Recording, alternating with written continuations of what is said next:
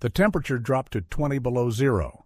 Inside the small cabin near the Missouri River headwaters, a lone figure worked by firelight, his hands steady despite the bitter cold seeping through log walls. Every few minutes, the single flame he relied on would sputter and dim, plunging the space into near-total darkness. For most mountain men of the 1820s, this was simply the reality of winter nights in the Rockies. But this particular trapper, a practical-minded man who'd spent 3 winters in these mountains, had grown tired of squinting through smoke and shadows while trying to repair his gear, prepare his meals, and maintain the equipment that kept him alive. What he discovered over the following months would transform not just his own survival, but would later be shared among trappers at the annual rendezvous, spreading practical knowledge about lighting that made the difference between barely existing and actually living during those endless winter nights. This wasn't about luxury or comfort. This was about function, efficiency, and the simple truth that a man who could see what he was doing stood a better chance of making it through until spring.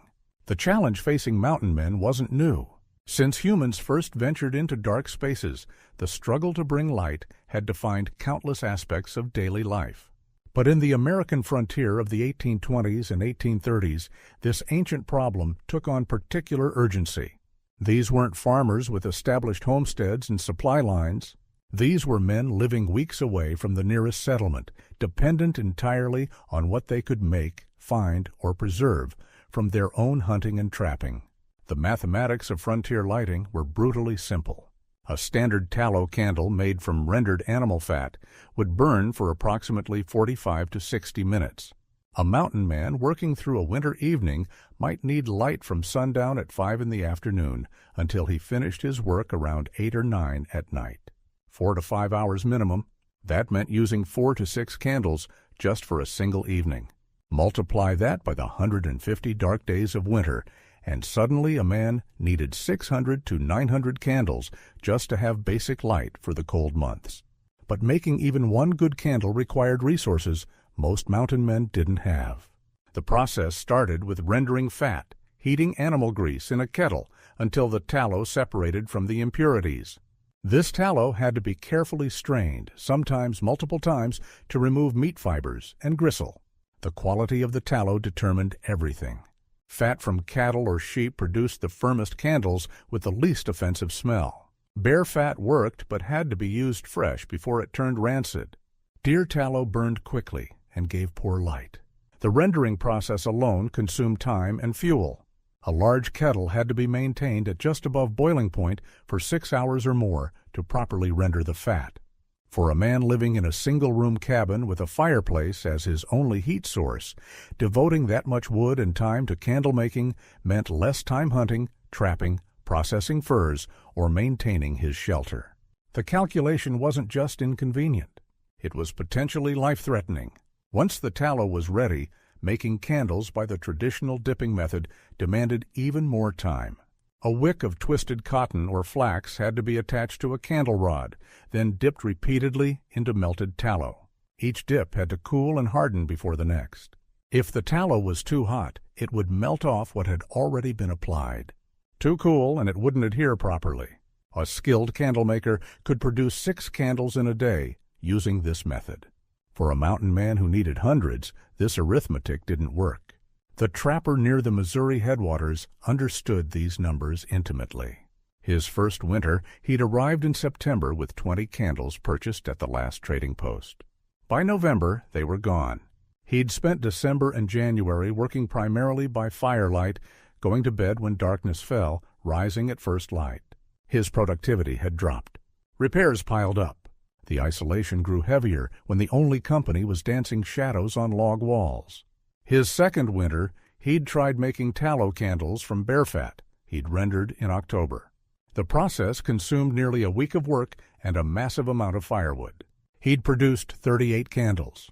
They burned with a thick, greasy smoke that stung his eyes and coated everything in his cabin with a layer of residue. The smell was worse. Burning bear tallow created an odor somewhere between scorched meat and rancid butter.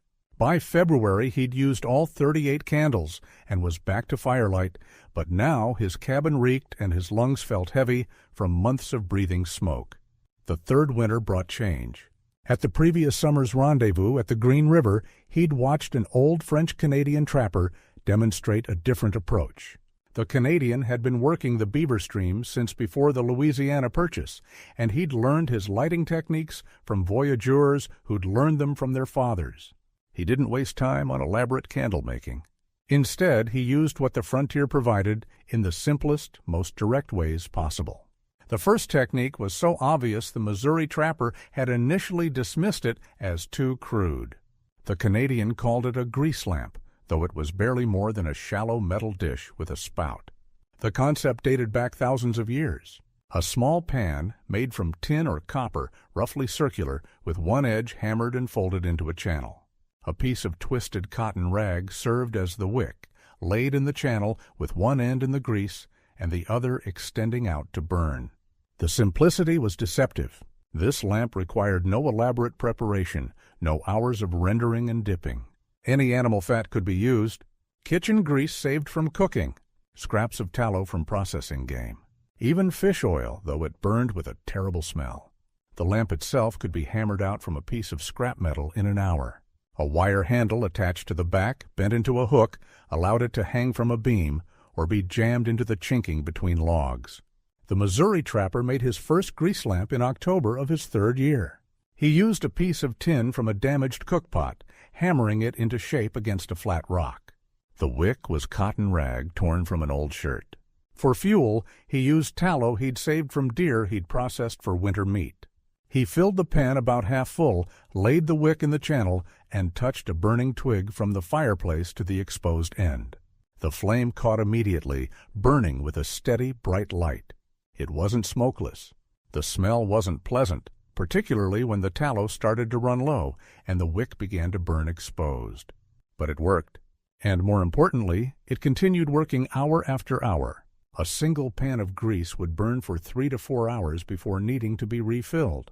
The light was at least as good as a candle, if not better, because the flame was broader and steadier. The mathematics had completely changed.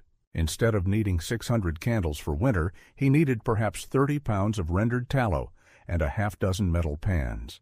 The tallow came from animals he was processing anyway for food and furs. The pans were permanent equipment he could use year after year. No more multi-day candle-making sessions. No more calculating how many precious candles remained. Just keep grease in the pan and keep the wick trimmed. But the grease lamp, for all its practicality, had limitations. The open flame produced smoke that in a closed cabin during winter became oppressive. The smell of burning tallow, while tolerable for a few hours, grew increasingly unpleasant in an enclosed space. And the lamp was dangerous. A pan of hot grease, easily knocked over, could start a fire that would consume a log cabin in minutes. Many frontier homes had burned exactly this way. The solution came from a design the old Canadian had called a Betty lamp. He'd pronounced it Betty, explaining it came from the German word besser, meaning better. And it was better in almost every measurable way.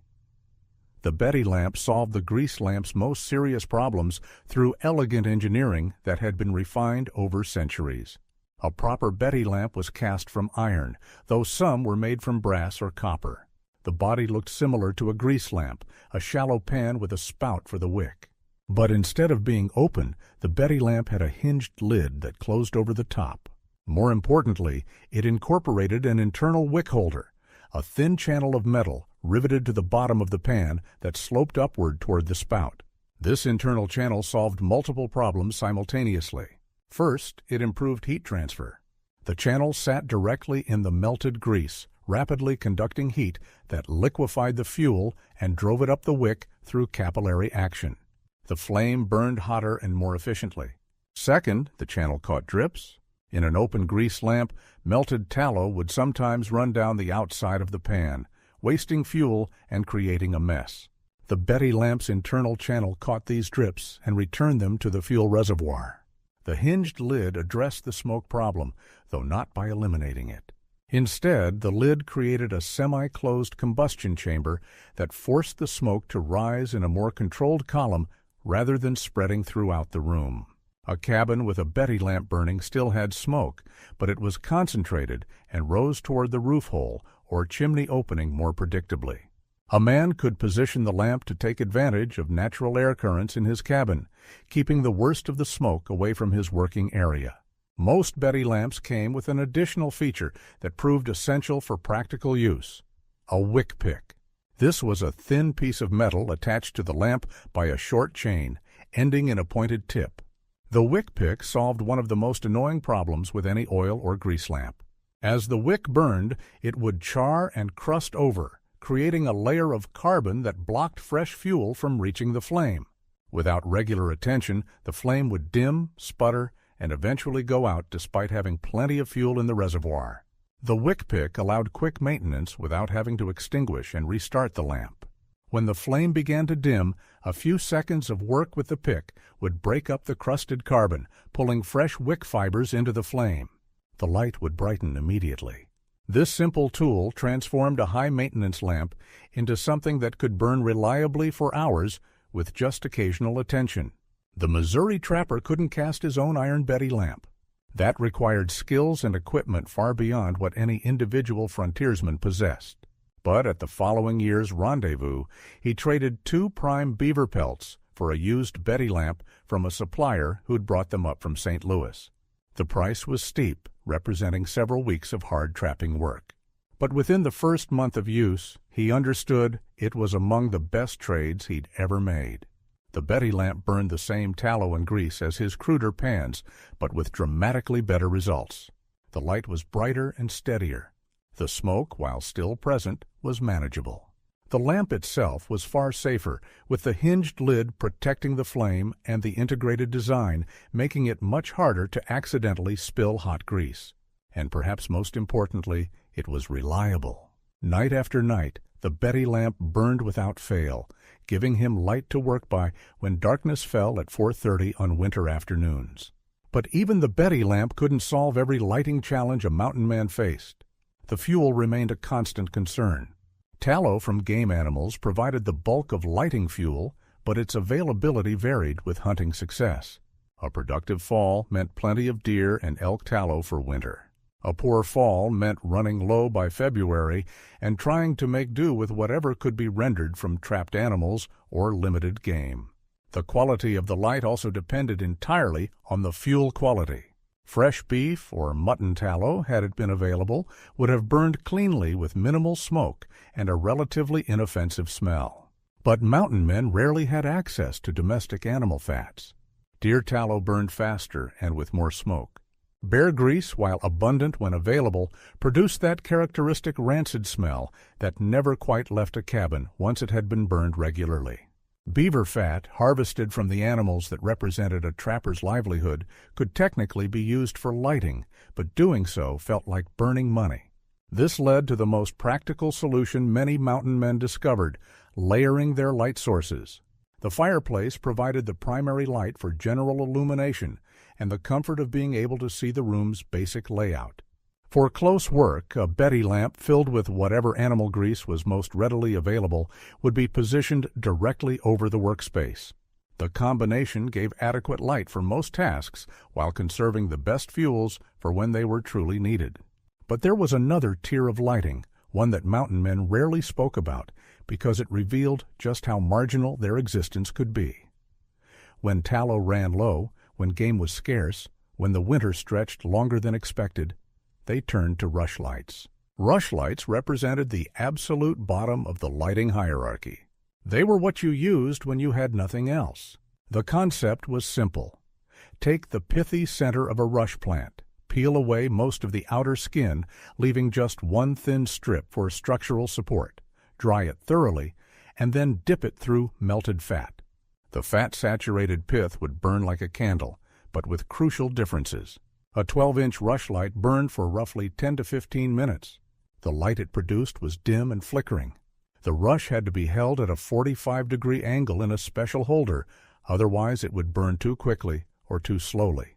It required constant attention because as it burned down, It needed to be adjusted in the holder. Left unattended, a rushlight could easily fall and start a fire. But rushlights had one overwhelming advantage. They were cheap. The materials cost almost nothing.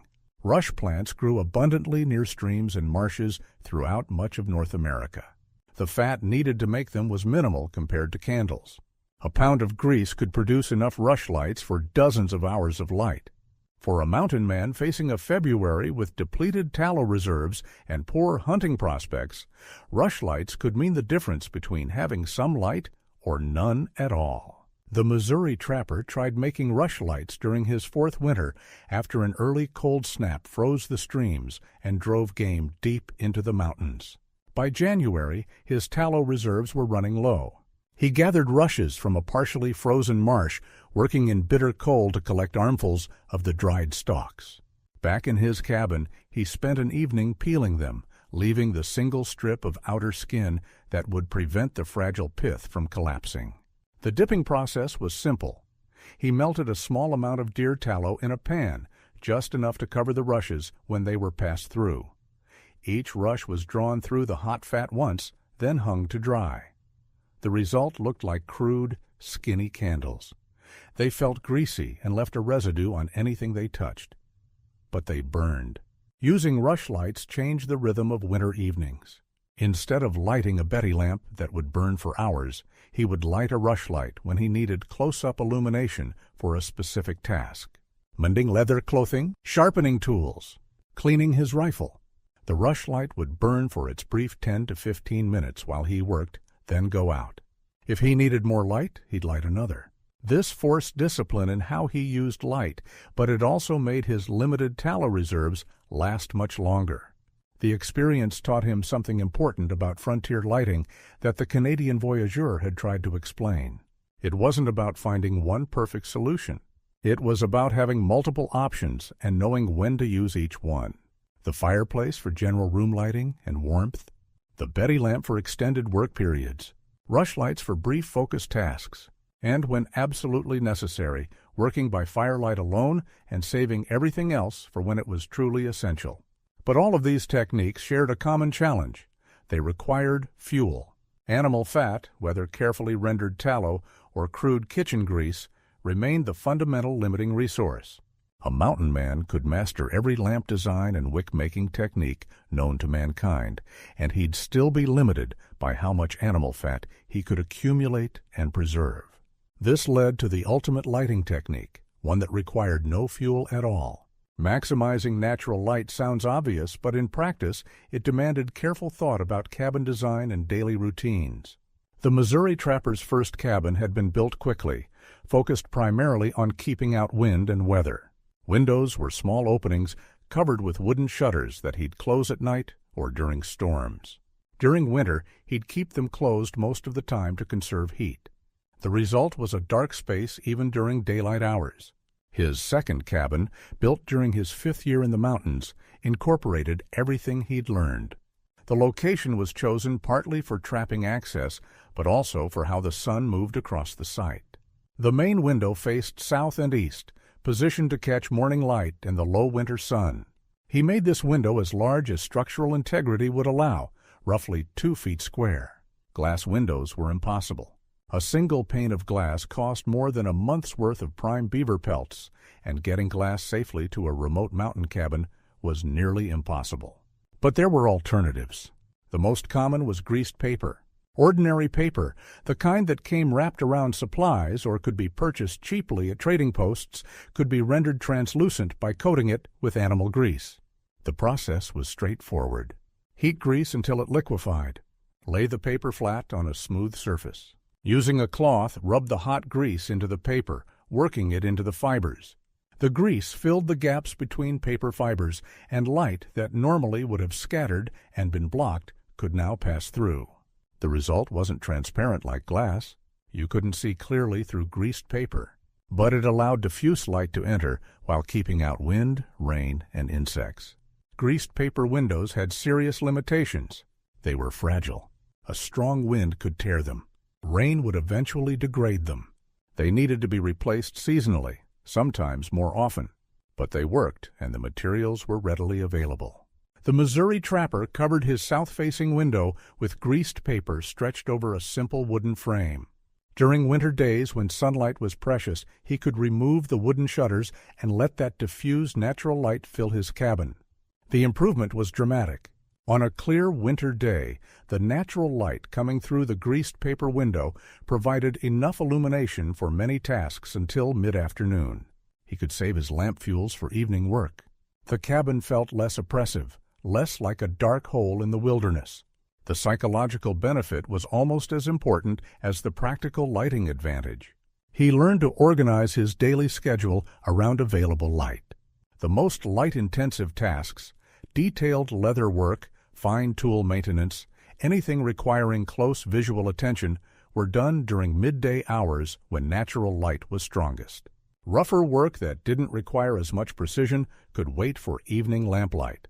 Tasks that required minimal vision, like splitting firewood or processing furs at certain stages, could be done by firelight alone. This scheduling discipline extended throughout the year. During long summer days with 16 hours of daylight, he would work late into the evening by natural light, saving lamp fuels for the winter months when they'd be essential. Autumn became a critical time for accumulating both tallow reserves and completing any major projects, while daylight lasted longer. By the time winter arrived, he'd have his light sources organized, his routines established, and his work schedule adapted to match the available light. But natural light optimization went beyond just windows and scheduling. The inside of the cabin itself could amplify or waste whatever light was available. Dark surfaces absorbed light. When firelight or lamp flames hit surfaces coated in smoke residue, soot, and general grime, much of that light was lost. Clean, lighter-colored surfaces reflected light, effectively doubling its usefulness. The Missouri trapper discovered this during a spring cleaning session. After 5 winters, his cabin walls were coated in a thick layer of smoke residue, grease, and accumulated dirt. He spent 3 days scrubbing the walls with water and sand, removing years of buildup. The immediate effect on lighting was remarkable. That evening, lighting his usual Betty lamp, he found the cabin noticeably brighter. The light from the lamp was reflecting off the cleaned log surfaces instead of being absorbed by the dark grime layer. This led to a broader realization about cabin maintenance and lighting. Keeping surfaces clean wasn't just about hygiene or comfort. It was a practical lighting technique. The cleaner the walls, the more efficiently any light source would work. This became part of his seasonal routine. Each spring and fall, he'd do a thorough cleaning, scrubbing down walls and removing accumulated residue. The improvement in lighting alone justified the work. He also became strategic about where he positioned reflective objects. A polished metal plate hung on the wall behind a lamp would bounce light back into the room. A clean, light-colored cloth or fur spread on the wall would reflect rather than absorb light. Even arranging his limited furniture to avoid blocking light paths made a measurable difference. These techniques collectively created what might be called a lighting system, rather than just having light sources. The system integrated multiple components: natural light through greased paper windows positioned to catch optimal sun angles, clean, reflective interior surfaces that amplified whatever light was available, strategic scheduling of tasks to match light availability, multiple artificial light sources, fireplace, Betty lamps, and rushlights used in combination based on specific needs, and overall, a mindset of treating light as a precious, carefully managed resource rather than something to be casually consumed. The mathematics of this system showed its value over time. In his first winter, the Missouri trapper had used 20 purchased candles plus 38 homemade tallow candles, a total of 58 candle equivalents. This provided perhaps 60 to 80 hours of decent light, leaving him dependent on firelight for the majority of winter evenings.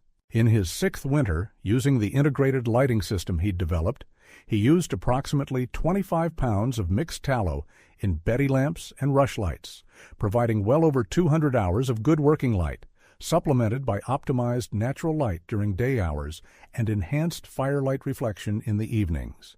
The difference wasn't just quantitative. The quality of life improved substantially. Having reliable light meant he could maintain his equipment properly. He could read by lamplight when he had books or letters. He could work on craft projects that generated trade goods for the annual rendezvous. The cabin felt less like a survival shelter and more like an actual home. The psychological weight of darkness and isolation lifted noticeably. Other mountain men began to notice. At the rendezvous, trappers would compare notes about survival techniques. The Missouri trapper, no longer the green newcomer, but now a seasoned veteran with 6 winters in the mountains, found himself teaching others what he'd learned about lighting. The knowledge spread, adapted to individual circumstances and preferences, refined through countless applications. Some trappers built on these techniques. One old-timer demonstrated how positioning a glass bottle filled with water in front of a lamp would concentrate and focus the light, creating a bright spot for detailed work. Another showed how certain resinous woods from pine trees could be split into thin slivers and burned as torches, providing intense light for brief periods when maximum illumination was needed. A French-Canadian explained how beaver tail fat, rendered carefully, produced a fuel that burned cleaner than most other animal fats, with less smoke and a less offensive smell.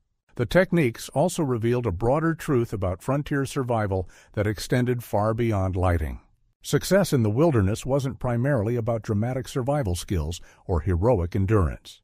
It was about accumulating practical knowledge, learning from others, adapting proven techniques to local conditions, and building systems that turned daily survival tasks into manageable routines.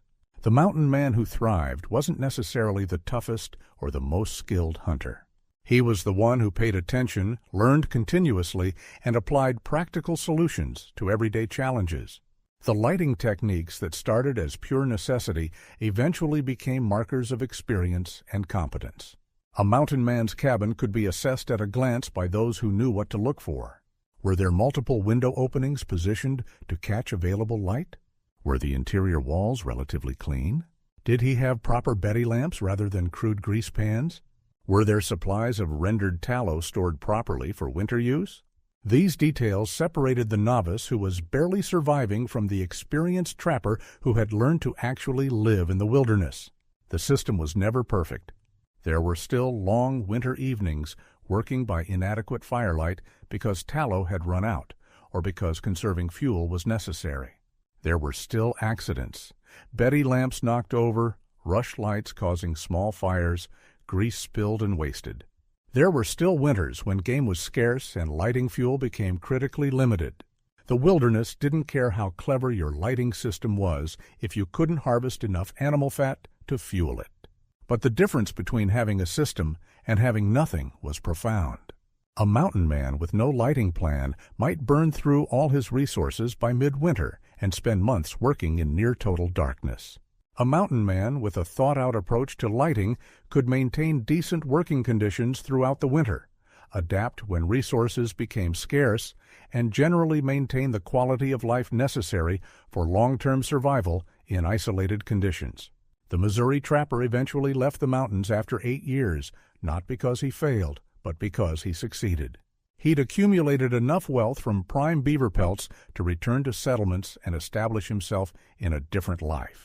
When he left his cabin for the last time, he left behind the Betty lamp, properly cleaned and oiled, hanging from its beam. He left written instructions, crude but functional, explaining his lighting system to whoever might use the cabin next. Those instructions, preserved by chance and later found by a surveying party in the 1850s, revealed the practical genius that characterized the best mountain men. There was nothing revolutionary in the document. No inventions or discoveries that would change history. Just careful observations about what worked, specific techniques for implementing proven methods, and hard-earned wisdom about managing light in a dark place. The instructions included specific ratios, how much tallow could be rendered from a typical deer, elk, or bear. They detailed the best times to gather rushes and how to process them effectively. They explained maintenance schedules for lamps and windows. They described backup plans for when primary lighting sources failed. Most importantly, they emphasized the integration of multiple approaches rather than dependence on any single solution. This practical wisdom spread throughout the mountain man community, often without attribution or recognition. Techniques that had been figured out through trial and error became standard knowledge passed from experienced trappers to newcomers. The lighting challenges that had consumed so much time and thought for early mountain men became solvable problems with known solutions. A greenhorn arriving in the mountains might struggle through his first winter, but by his second or third year, he'd have learned the basic systems that made winter evenings workable rather than miserable. The impact extended beyond individual survival. Better lighting meant better fur processing, which meant higher quality pelts, which meant better prices at rendezvous, which meant the entire trapping economy functioned more efficiently. It meant injured or sick trappers could care for themselves more effectively during recovery. It meant the general health of mountain men improved because they weren't spending months inhaling excessive smoke from poorly designed lighting. Small improvements in daily living conditions accumulated into significant effects on survival rates and quality of life. The story of frontier lighting doesn't include dramatic moments of discovery or invention.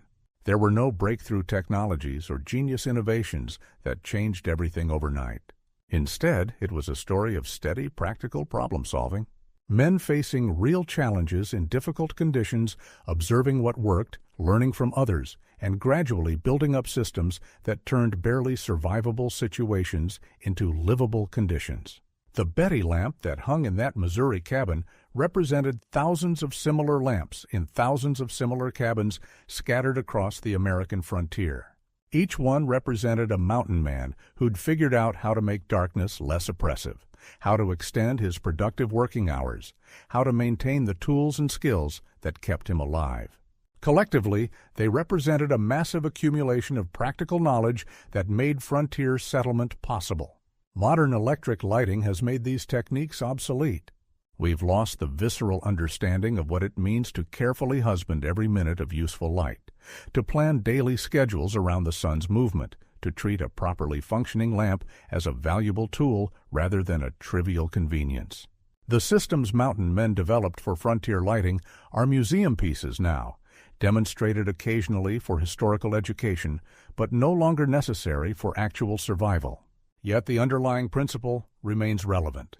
Human ingenuity applied to everyday challenges, learning from others, adapting proven solutions to specific situations, building integrated systems, rather than looking for single perfect answers. These approaches work regardless of the specific problem being solved. The mountain man who figured out his lighting system was demonstrating a problem-solving methodology that transcends the specific challenge of bringing light to dark cabins. The Missouri River trapper's contribution wasn't inventing anything new. It was recognizing that multiple existing solutions could be combined into an effective system, taking time to optimize and refine that system, and having the discipline to maintain it even when it would have been easier to just make do with inadequate light. That practical wisdom, applied consistently over years, made the difference between barely surviving and actually thriving in one of the most challenging environments humans have attempted to inhabit. When modern outdoors enthusiasts go camping, they pack LED flashlights, battery-powered lanterns, and maybe a propane camp light for atmosphere. These provide more light than any mountain man could have imagined, powered by technologies that would seem like magic to trappers who carefully rendered bear fat for their Betty lamps. But those same enthusiasts, if they found themselves actually stranded in wilderness conditions, would quickly discover why the old systems developed by mountain men were so carefully thought out. When the batteries die and the propane runs out, you're back to fire, animal fat, and whatever cleverness you can muster. The techniques described here aren't just historical curiosities. They represent tested solutions to real problems, refined through actual use by people whose survival depended on getting it right. A few outdoors enthusiasts still practice these old methods, not because they have to, but because understanding them provides a deeper connection to how humans have managed one of our most basic needs, the need to see in darkness. That cabin on the Missouri River headwaters eventually collapsed, returned to the forest. The Betty lamp was removed by someone and likely sold to a collector or ended up in a museum. The carefully greased paper windows rotted away decades ago. But the knowledge that was developed there, shared at rendezvous gatherings, passed from experienced trappers to newcomers, became part of the collective wisdom that enabled American expansion into the wilderness. Not through military conquest or technological superiority, but through men figuring out practical solutions to everyday problems, like how to have enough light to see what you're doing when darkness falls at 4:30 on a January afternoon. The mountain man who developed his lighting system didn't think he was doing anything particularly impressive. He was just solving a problem that interfered with his daily work. But solving that problem well, refining the solution, and sharing what worked with others contributed to a larger pattern of knowledge accumulation that made frontier living possible. Not easy, not comfortable by modern standards, but possible in ways that would have been nearly impossible without that accumulated practical wisdom. That's the real story behind the lighting techniques mountain men developed. Not heroic tales of survival against impossible odds. Just practical men figuring out practical solutions and taking the time to do it right. In darkness, they brought light, not through any single clever invention, but through patient accumulation of what worked and disciplined application of those techniques, night after night, winter after winter, until the seemingly impossible task of living year-round in remote wilderness cabins became something humans could actually accomplish. The light they created wasn't bright by modern standards. A single ceiling-mounted LED bulb produces more illumination than a dozen Betty lamps burning simultaneously. But it was enough. Enough to work by. Enough to maintain equipment. Enough to read by on long winter nights. Enough to transform survival into living. And that transformation, repeated in thousands of cabins across the frontier, helped build a nation from wilderness, one carefully tended lamp flame at a time.